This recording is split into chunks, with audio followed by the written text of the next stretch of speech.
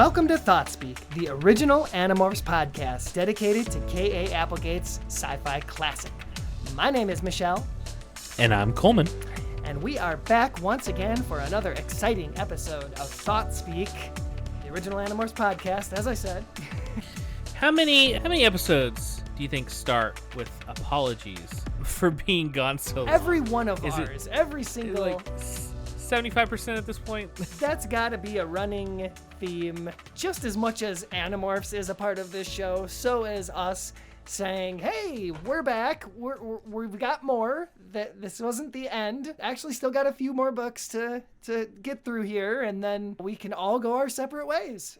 Do you think we call it a running joke? Does that help things? It's like, oh, you're part of it. It's a running joke how little we put out. Yeah. Yeah, it's like, see you in 6 months for the next book. You know, as infrequently as our release schedule is, we have some really, really cool and dedicated listeners, and that's the thing that brings us back every single dang time. And in fact, we keep mentioning, or we have to keep mentioning our Patreon because it exists. It's still a thing. It's not quite what I think anybody wants it to be at this point, but you know what? It is incentive that keeps us pumping these episodes out, and you still have time to hop on our Patreon and really help us out, and that would seriously commit us to finishing this podcast this year. That's our biggest goal. And I think we can finish way before this year is out. But one great thing about a Patreon is, like mini podcasts, we do have bonus episodes on there that are our private Thoughtspeak episodes. And you might have listened to one that we released last week or slightly before this episode, and then we released that in public just to show people the kind of banter and witty takes that they're missing out on by not being part of the Patreon. Oh, yes. It's definitely missing out on so much. And you know what? The Patreon's super important to us because it is going to help us finish the show. And currently we've got 3 beautiful, lovely, super helpful supporters on there that I want to thank. It's Andrew, it's Ben, and it's Daniel. And you guys have been with us since the start of the show, way back in 2014. And it's so awesome to read your names constantly and know that you guys are with us. They must be on the edge of their seats waiting to hear how Animorph ends, waiting for Yeah. us to review it. It's definitely been something that they've held off on just for us, right? Yeah, just reading along. I'm surprised at how many people, and this is leaving Patreon, just talking about Animorphs in general, how many people are finding our show and even finding the series nowadays, because it's been gone for so long. And they've done a few reboots or they've re-released. I love the Goosebumps does this too, but they re-released the first 6 books as like a tin that you can buy, and it's got the first 6 books in it. It's got Animorphs in the front. Oh yeah, super cool. Yeah, and so they're doing things like that. And then obviously we have the graphic novel going right now, which I saw that in the front center promotional console of my main comic book shop I go to last week, and they had the 3rd book on there, and it's just nice to see that Animorphs is still alive and people are discovering the books for the first time and then hopefully jumping over to our podcast, because all of our competitors ended their read-throughs like 6 years ago. So it's just us now. We're going for longevity. That's been our strategy this whole time, secretly. War of attrition, yeah. So. Well, that's cool because people are going to continue to find this series, hopefully, as the various re-releases, reboots, reimaginings happen. There's going to be eventual movie news that I don't, unfortunately, think you and I are going to delve into talking about in any of these episodes to come, but you never know. We talked about, like even if we go on to another podcast or just, split ways and do our own thing, I feel like we could come back every once in a while and just be like, hey, I guess they greenlit an Animorphs movie. Let's talk about that for 15 minutes and throw up an episode, Yeah, maybe more like the private Thoughtspeaks, a little more informal, I guess, a little less structured, just kind of free chat. The way we're hosting the podcast, it never has to go away again. Previously we hosted on a private server, and we eventually had to end that just because we weren't recording episodes and our lives were getting incredibly complicated, and we didn't want to pay for that anymore. It wasn't cost effective, yeah. Yeah, but now our hosting is basically not a factor. and we can just leave these episodes for anyone to find in eternity until World War III or apocalypse. You can find your good old Thoughtspeak podcast and listen to it. There was a point episode. in time, you're right, where it was really important for us to get ratings and reviews, especially through iTunes, to kind of grow the show. and we were doing very well at that for quite a while. Until I think all of our ratings and reviews got wiped from the internet, most of the internet sites, I believe. We had amassed, a good 20 to 30 really positive 5-star review ratings. And I just unfortunately think most of them are gone now. And I don't really care about ratings and reviews at this point anymore. Like, we're going to finish the show. We're going to do it on our terms and at our pace. And I really hope that, in time, the show proves to have been a overall success. Yeah, at least it'll be, we did not start the idea of reviewing Animorphs Podcast. There were one or two YouTube shows before us and a couple websites that, had every book reviewed and talked about, and usually with some kind of funny banter. But we call ourselves the original Animorphs Podcast because we were the first to really do it in podcast form, like on iTunes as an actual podcast with artwork and structure and all that. So it's cool that we're finally coming to the end, and we might end it and just have that live on as a legacy of continuing the conversation about Animorphs. And I feel like one thing I will give us credit for, whether it's on the Animorphs subreddit or just in podcasting form, it really seemed like we started a new conversation about Animorphs at a time when people really weren't talking about it. And I'm pretty proud of that without being egotistical or anything. I think we kind of jump started that a little bit, and I'm absolutely excited about the prospect of being able to say that, yeah, I have a podcast that is done and complete. It is 60 plus episodes, and it's its own whole thing. And anytime I tell somebody that I do a book review podcast specifically about Animorphs, I get one of two reactions. It's they don't give a crap, or oh, I used to read those. I love that. And then I get to tell somebody else who I didn't know, had this connection to it. So that's yeah. cool. And my goal as a podcaster is to actually have that podcast that is a weekly or a regularly scheduled staple where it just accrues episodes quickly, because you go a year of podcasting at an actual schedule and you get, you're over 100 episodes at that point. Got a lot of content, like hours, so many hours of content. Yeah, a book review podcast is very different from a lot of other podcasts in the sense that you can go on for hours talking about, even a children's middle grade book. You can pull a lot of content out of that. And so episodes tend to be more in-depth and longer, but they also take more time just because you have to read the book in between episodes and do some research into trivia. And I got really into creating artwork back in the day and doing the transitions in between. Yeah, the transitions in between our segments. I still love our fake garden. Oh yeah, advertisements and from stuff. Like episodes, I don't even know, 20 to 30 or something. Mm-hmm.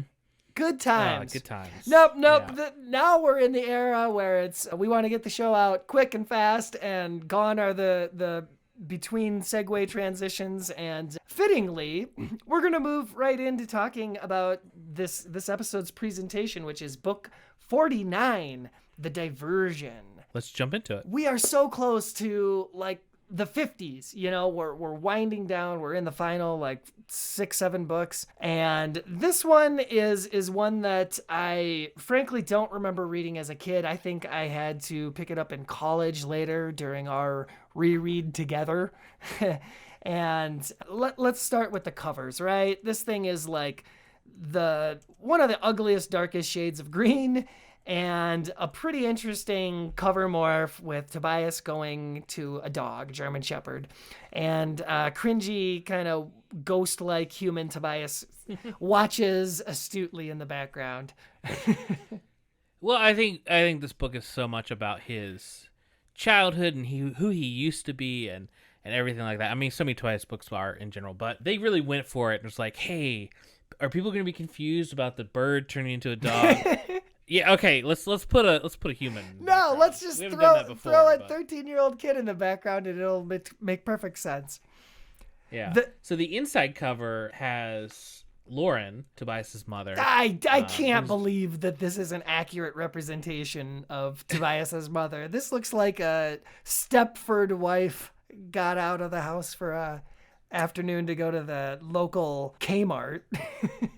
Yeah, I mean, it depends. I mean, they describe her living situation in the book as pretty rough. Obviously, there's plenty of blind individuals who can really put themselves together well and have perfectly great living situations, but hers is described, pretty rough. Yes, it did not seem like she was as well put together as this image would have you believe. I like the attention to detail, though, in that the food items are all knocked over for some reason. I think it's because the kids were causing trouble. I don't like the attention to detail in the sense that there's no harness on the dog or anything. No, what is going on with that? It looks like she's holding a leash, but they forgot to add in the leash. I don't think they forgot it. I think they came up with this idea and they're like, this is a really good idea. Let's do this. And they got all the way into the final phase. And then they realized that the dog on the inside cover, you can see them through the outside cover.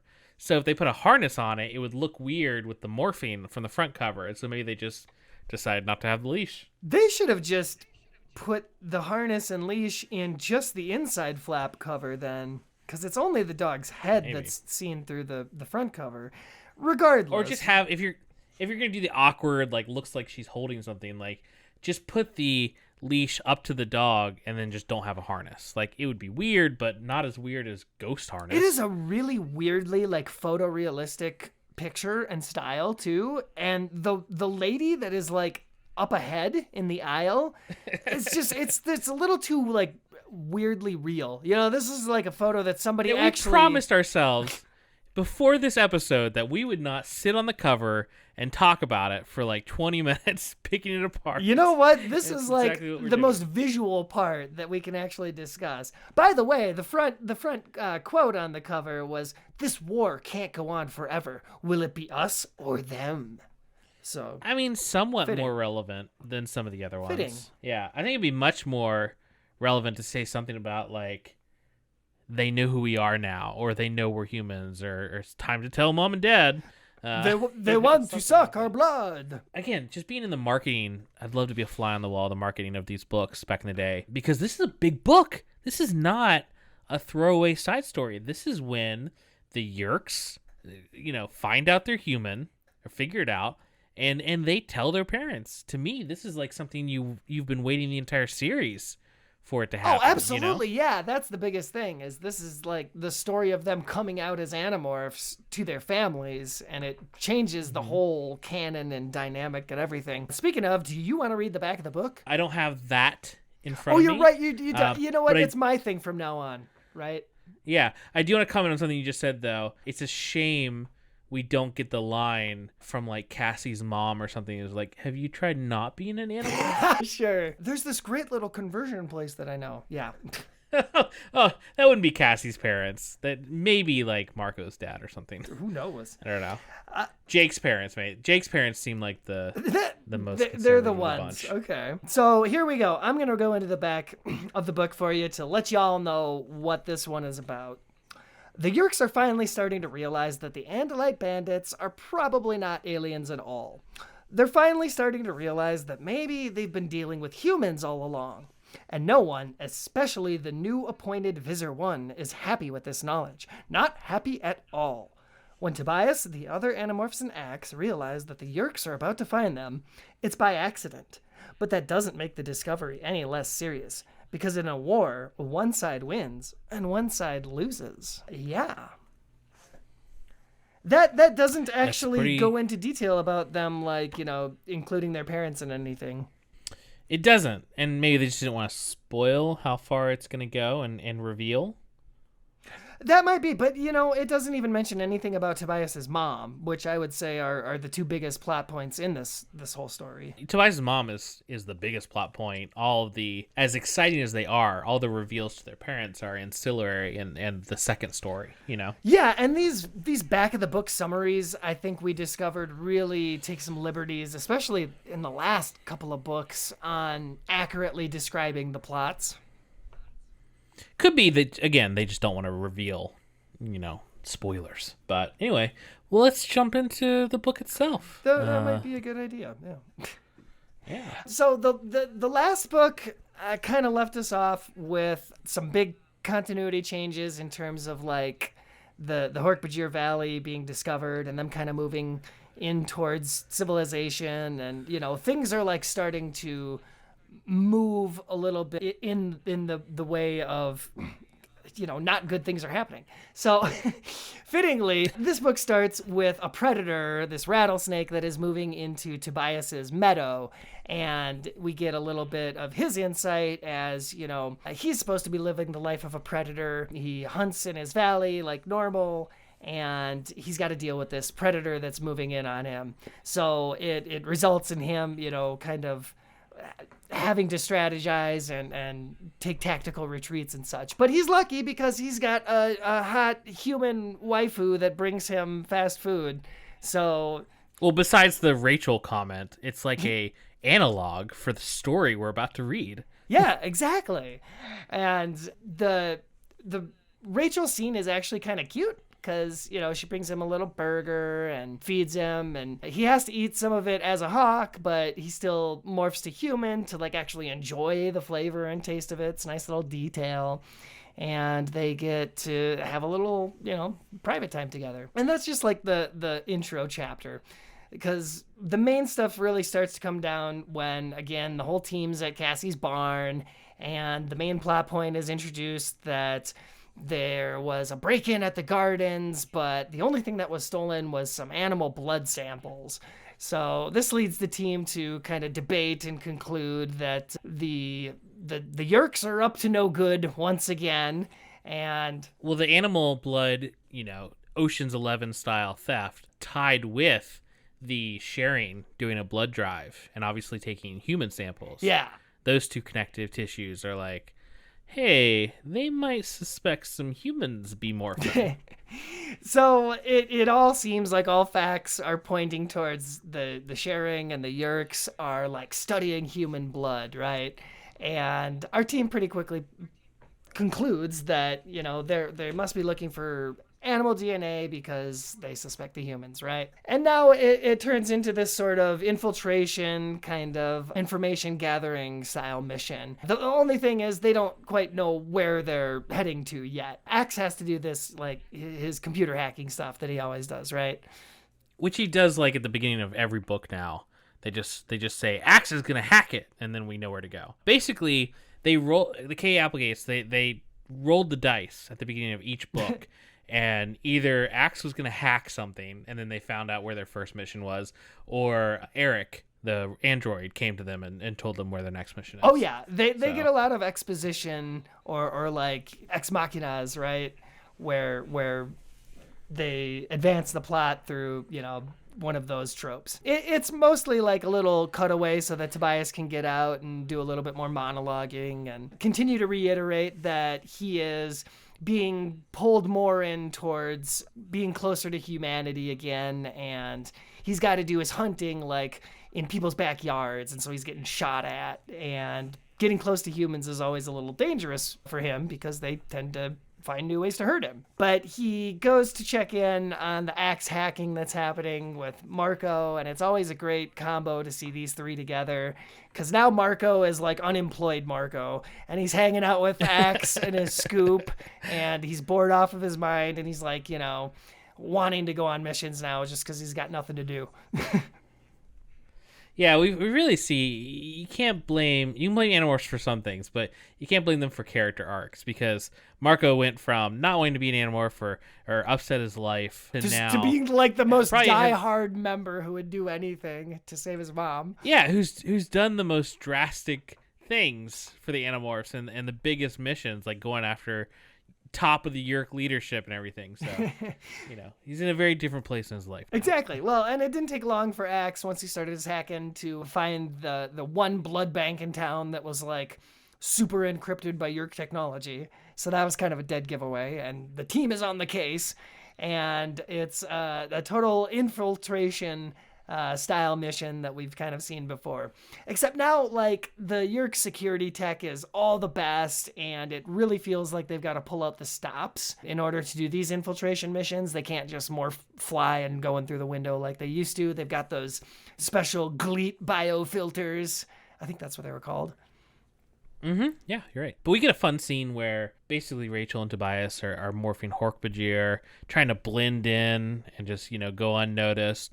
And like so many of these recent episodes, it's not just normal Hork-Bajir who are hanging out there. It's all a bunch of blue bands, which are supreme. So it doesn't go as well as their infiltration had hoped. I think they find their way in because, like I said, they don't care about like the delicacies of these infiltration missions anymore. So they have Rachel go elephant and just be like, all right, you do your thing, Rachel, and cause that distraction. And cause distraction. And it allows them to sneak in quickly enough to be able to find those blue band Hork-Bajir.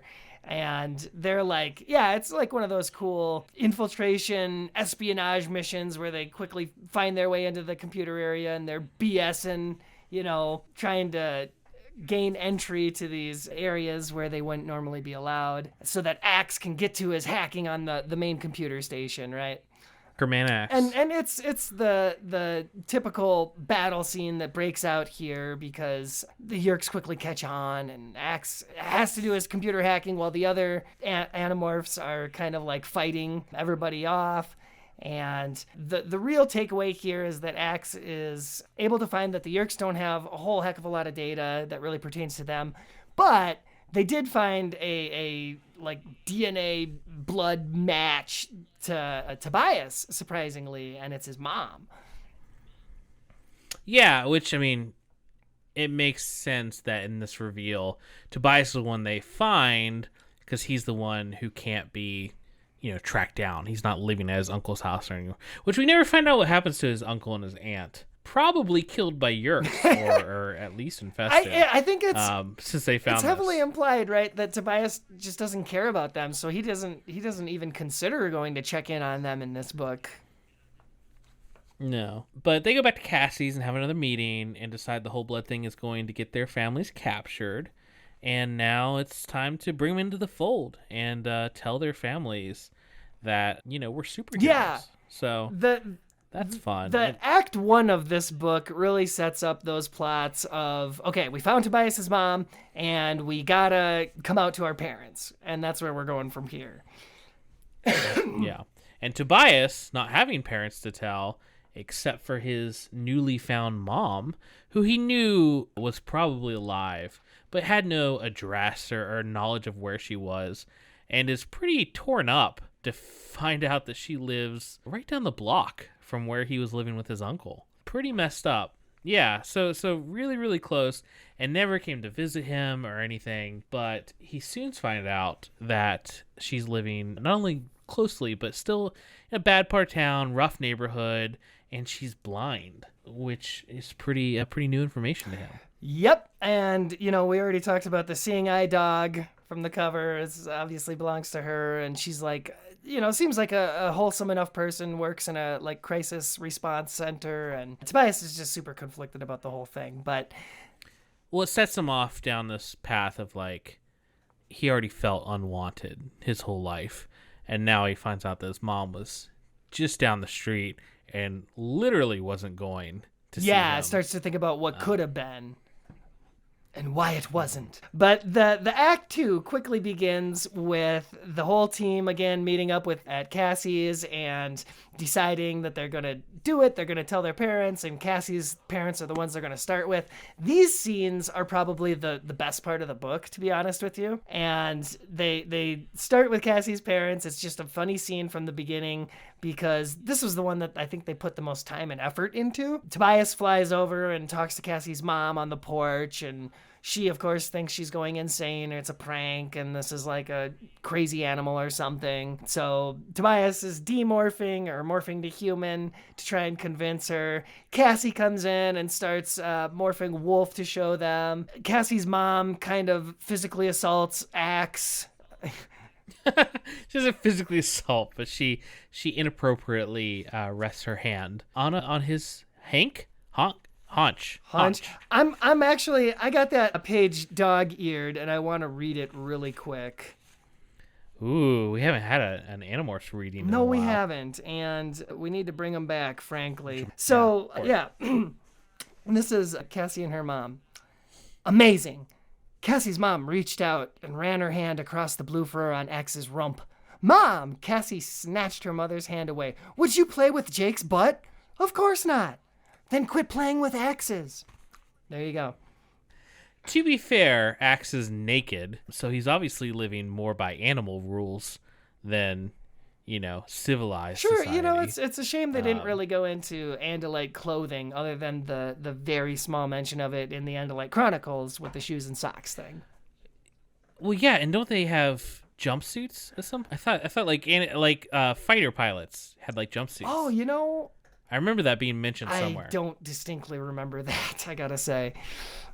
I do. Well, again, Cassie's parents got the hands down best, most thought out introduction to the Animorphs because, like I said, they got multiple morphs demonstrated for. Mr. King, the head chi guy, comes in and gives them a hologram explanation. It's super detailed, and Cassie's parents are cool, right? They're cool parents. But in contrast, next they go to Rachel's house, and that's an entirely different situation because her mom is a workaholic, I don't know, bureaucratic style lawyer, right? She's a lawyer. Yeah. And she's not easy to convince at all. And of course they did it in probably the dumbest, worst way with Rachel just straight up going bare in front of her to try and convince her. I don't know what they were thinking about that. Yeah, but it's just a very night and day difference from Cassie's parents. Cassie's parents were almost more curious once they bought into the sci-fi trope of this story. And Rachel's mom is just really just stick in the mud. I like how my life is now. I don't want to believe in an alien. Yeah, there you go. And then Rachel's sisters think Axe is a Pokemon, which is a nice little reference that they added in there. They more or less kidnap Rachel's whole family, and that they're go for that. Next, they try to get Jake's family, but they arrive at his house, and his family's actually gone, and there's a moment where Jake's fine with that. He's, still confident that it's going to go fine, but Tobias is a little worried, it seems like. Well, I want to lead into this one a little bit, because while Cassie's parents are definitely the longer explanation and probably the scene we've been waiting for from all of them of really laying out what's going on and that they're Animorphs and that this is real and alien invasion, all that. Jake's is more of he's jazzed himself up on the car ride over to tell his parents, and he's so hopeful that he's going to be able to get them out. And, oh man, we're going to go after Tom and we're going to starve his Yerk, and Tom is finally going to be free after all this time. And then there's just a little edge of cynicism once they get there and his parents are gone. He's like, oh, well, they're probably just out to dinner, or they're out together. It's fine. Mm-hmm. They're coming home. And man, to me, it's the most exciting part of the book when this ambush happens and Jake has to go full, Animorph, real warrior Animorph. He realizes that his parents have been taken. They've been infested for how long, who knows, but Tom brings them back. They come with backup, and it's just this really badass moment where they're fighting them and trying to survive, but Jake just stops and he demorphs. And he demorphs to show them that I think he morphs. He morphs Tiger. Oh, I thought he demorphed. I thought they fought first and then demorphed.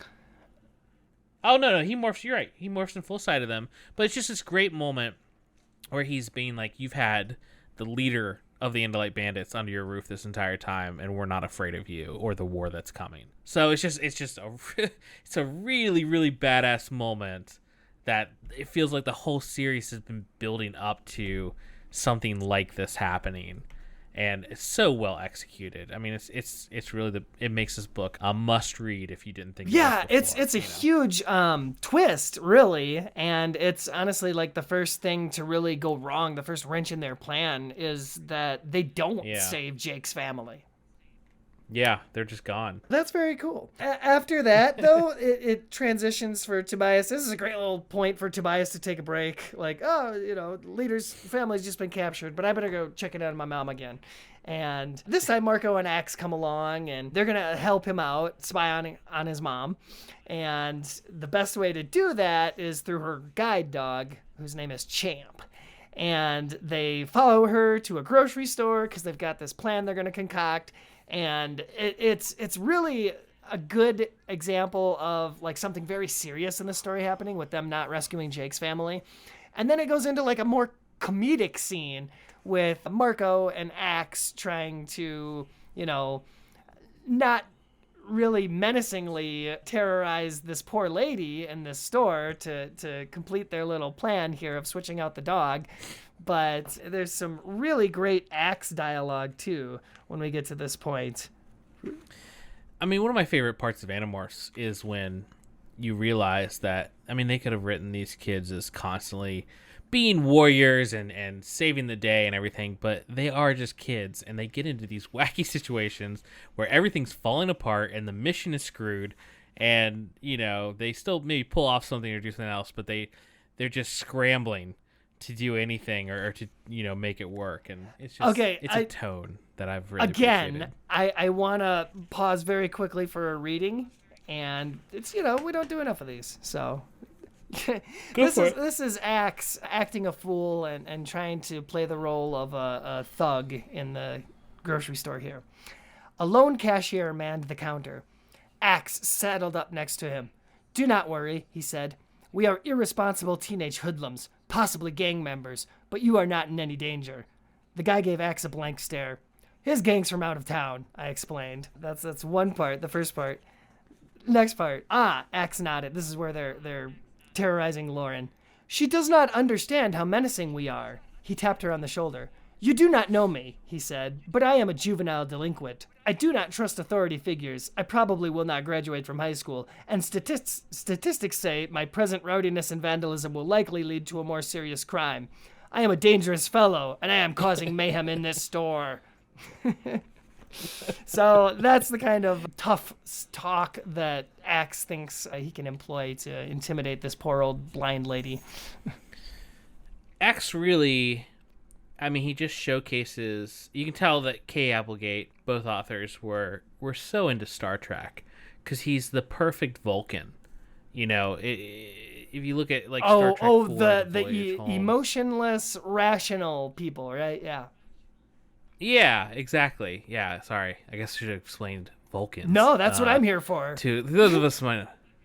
Yeah, but there's Star Trek 4, The Voyage Home, has Kirk and Spock go back to our time, 1980s San Francisco.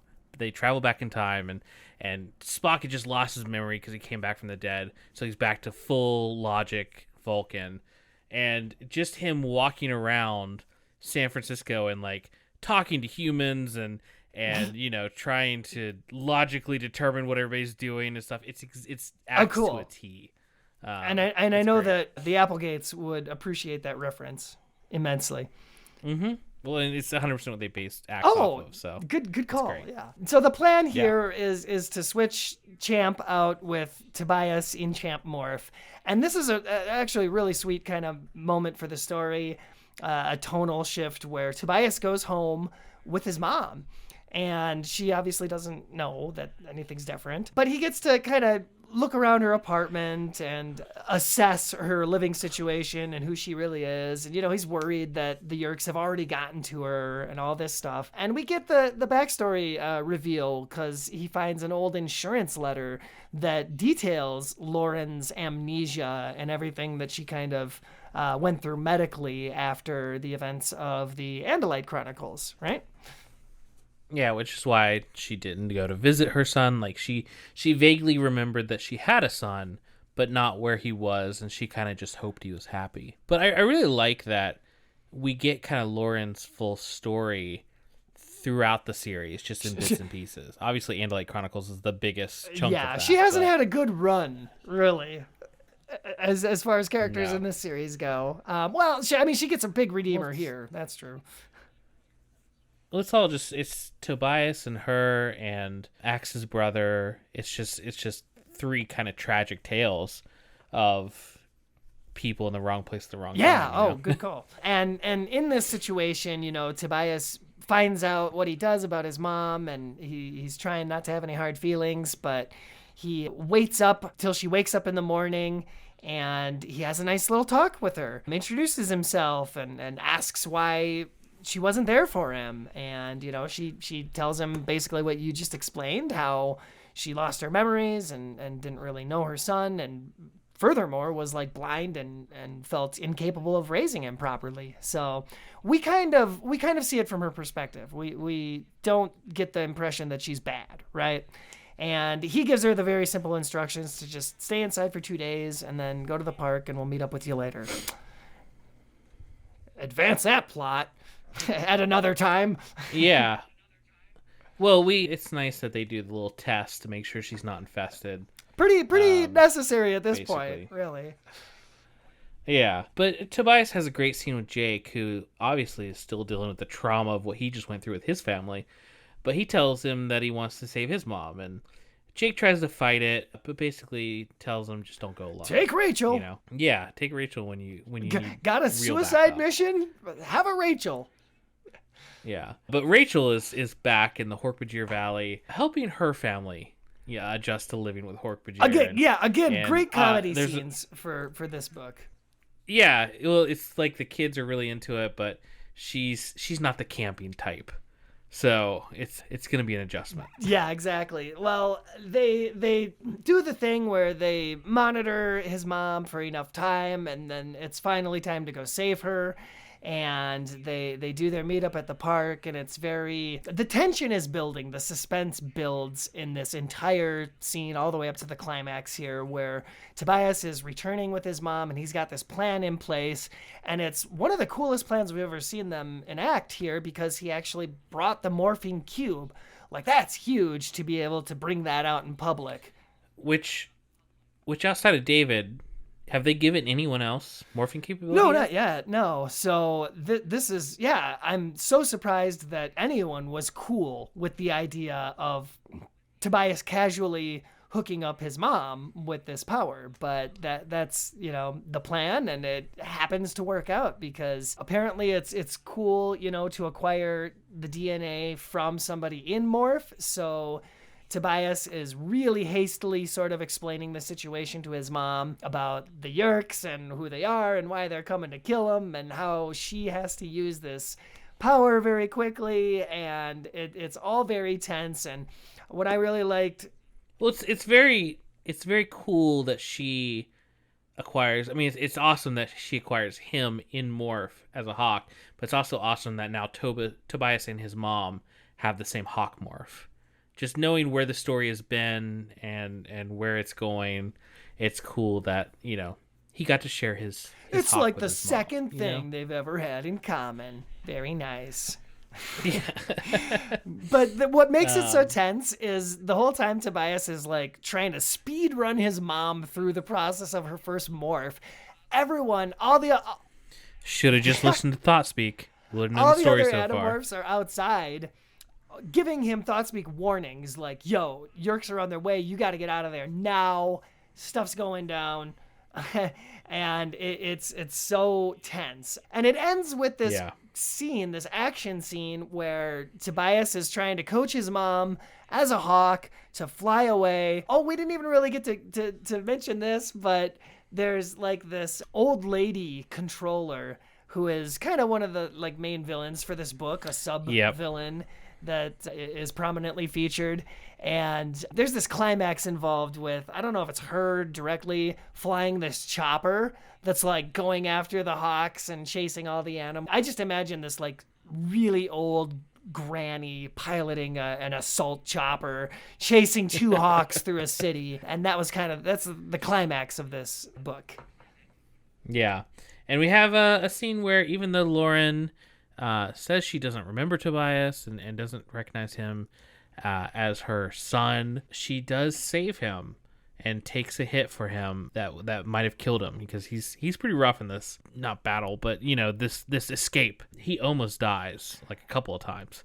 And so Lauren takes this hit for him, and she doesn't know why she did it, but it kind of hints that, maybe there's something left that's still his mom. I think she's just a good person and was like, this person clearly saved me, restored my eyesight, because that was a big thing. As soon as she became the Hawk, her eyesight returned, and it was like, whoa, flooded by senses. And of course, is immediately in a fight or flight, life or death situation. So yeah, she clearly has some residual feelings for him. But the really cool kicker thing here is that when she demorphs, just in time, by the way, she gets her first series demorph right in time to save my life situation, and finds that her blindness is now cured, which is a really cool way for the morphing technology to be used, potentially. Probably not at this late stage in the series. which we need our fans to let us know. To me, it seems like whether morphing cures certain disabilities or injuries is kind of been mixed a little bit so far. Yeah, I feel like we've gotten a few things that's like morphine has not cured, like long time disabilities and stuff. So it's weird that this specific blindness that said, was cured. it's going to be really interesting because I know we're about to go into the auxiliary Animorphs book, and I know they'll detail it more then, and they'll say specifically how it doesn't affect them after they demorph with their disabilities.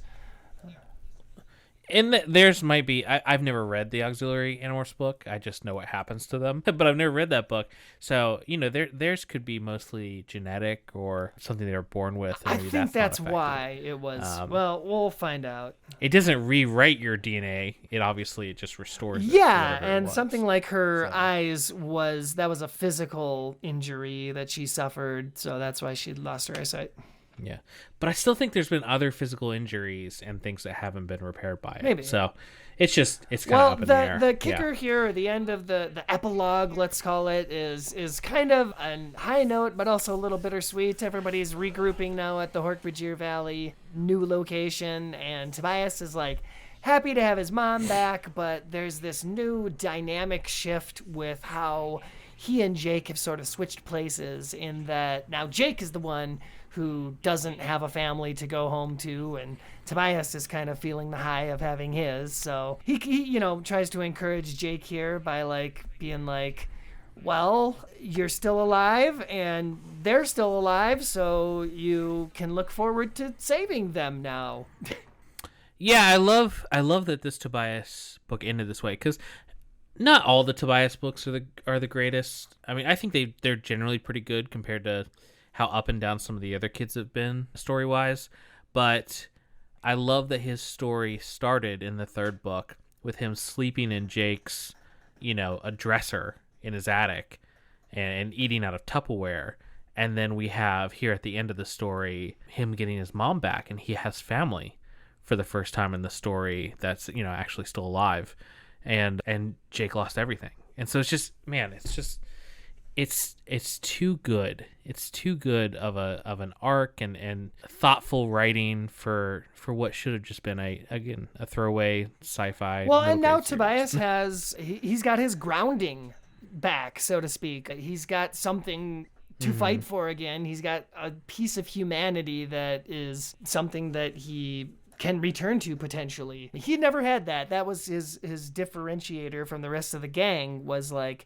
he's involved in the war no matter what, because he's got nothing to go to, or nothing left to go to, and he no home to go to. So yeah, I really immensely enjoyed this book, probably more so the first time I read through it, and then going back through it, it was still fun. It's just the real fun part of it, I think, is experiencing those big story beats with the team coming out to their parents, and then the resolution here with Tobias's mom. Yeah. Yeah, you got a score to go along with you? Yeah, how about it? Okay. Can I... And you just jumped into a review. You're right, so. And I'll expand on that, and then yes, I will give it a number. So, like I said, I really enjoyed reading this book. Every time I do, I enjoy it, I guess. So what it does is change the continuity.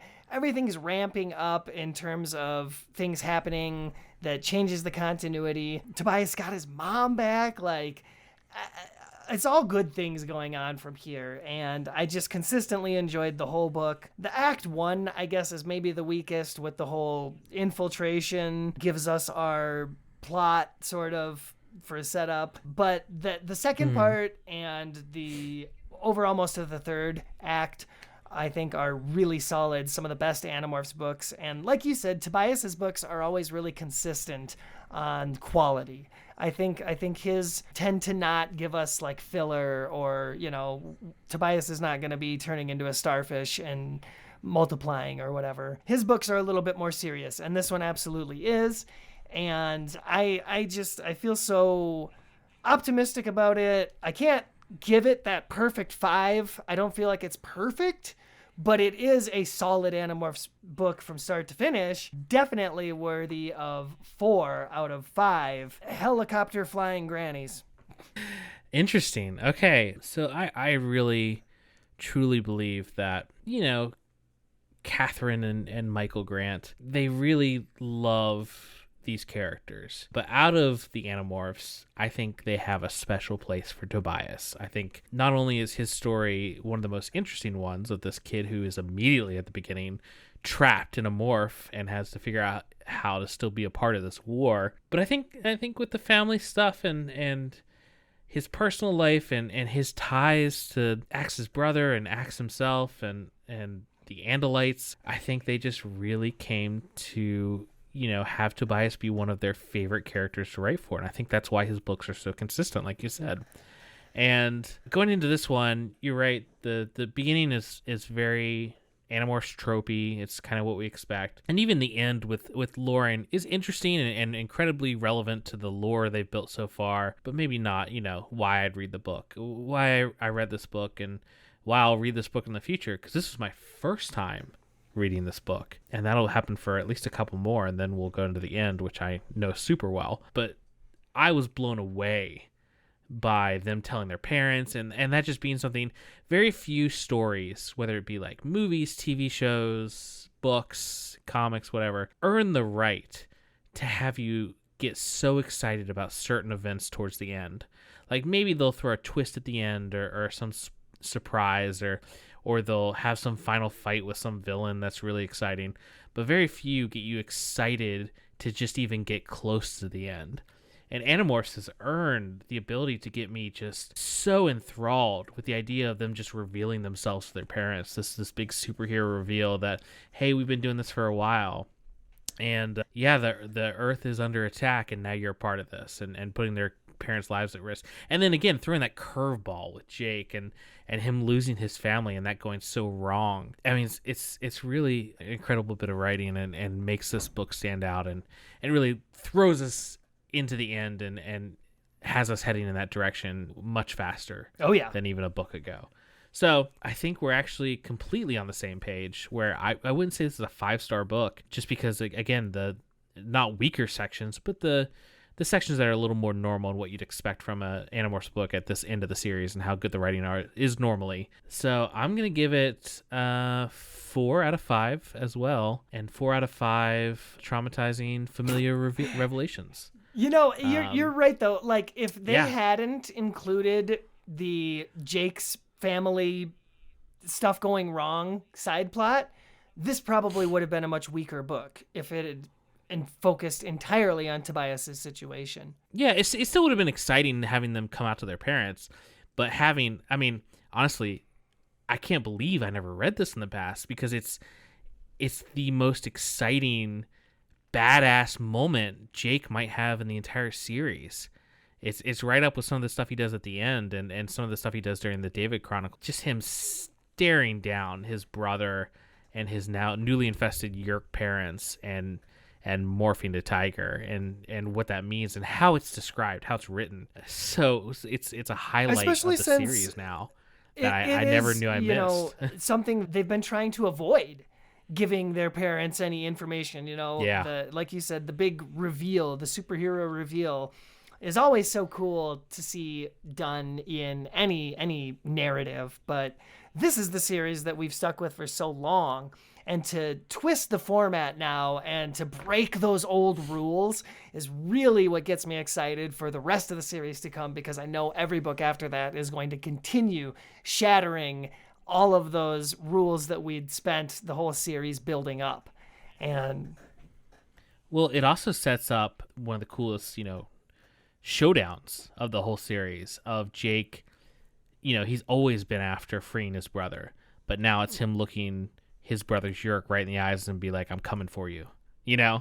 It's finally them being at odds and they're both aware of each other. Oh, heck yeah. Super cool. Yeah. That's the Diversion. Our review of Animorphs number 49, The Diversion. And now, with that said, we finally get to move into the 50s with book number 50, The Ultimate. And I don't recall, this isn't the Auxiliary Animorphs one, is it? This is the Cassie does the bad thing book, right? Oh, I hope so. Well, neither have I, and I'm trying to discern if this is one that I've read or not. If it's the Auxiliary Animorphs book, then I've read it and I love it and I'm super excited for it. I think it's the Auxiliary because it's the Ultimate. Could it be both? Because it's a Cassie book. Yeah, you know what? Maybe I'm mixing up events it has been over a decade since I've read this. So I think that's what we're getting into. It says the synopsis, just to read a synopsis of the next book in this one. As the struggle against the Yerk intensifies, the Animorphs must decide whether to seek allies to help them protect their families and the free Hork-Bajir and defeat the alien invaders. What?